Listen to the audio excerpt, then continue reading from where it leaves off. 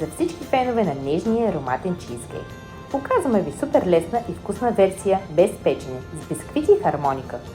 За основата смиламе на финни трохи 2 пакета бисквити хармоника с помощта на чопър. В нашия случай използваме обикновени с масло и едни с какао за по-богат вкус и хармония.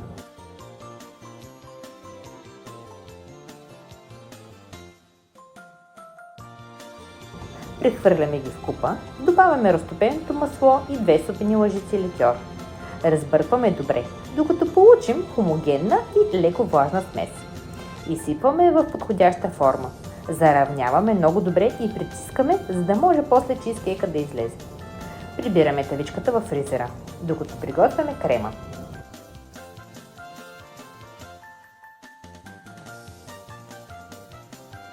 В дълбока купа изсипваме крема сиренето, пудрата захар, ваниловия екстракт, сметаната и ликьор. Разбиваме с миксер до гладък и пухкав крем.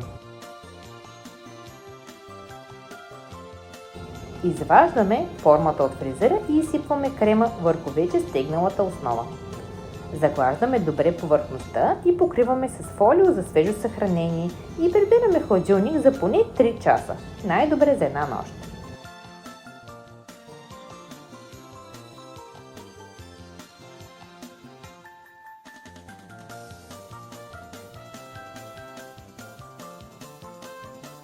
След като чизкейкът е стегнал напълно, декорираме го с натрошен черен шоколад.